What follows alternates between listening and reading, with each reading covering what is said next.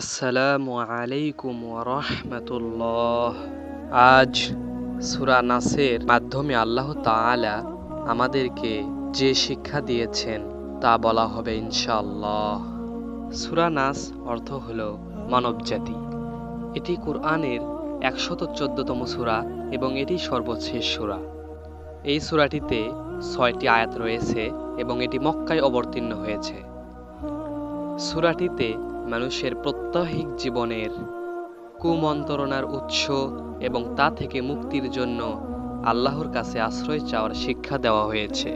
সূরা নাসের মধ্যে আল্লাহ তাআলা বলেন, বলুন, আমি আশ্রয় গ্রহণ করছি মানুষের পালনকর্তার, মানুষের অধিপতির, মানুষের মাবুদের, তার কুমন্ত্রণা থেকে, যে আত্মগোপন করে, যে কুমন্ত্রণা দেয় মানুষের মনে, জিন ও মানুষের মধ্য থেকে।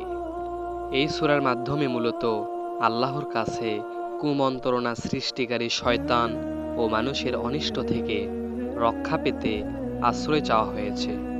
এটিই ছিল সূরা নাসের মূল কথা, যা আল্লাহর পক্ষ থেকে আমাদের জন্য এসেছে। ধন্যবাদ।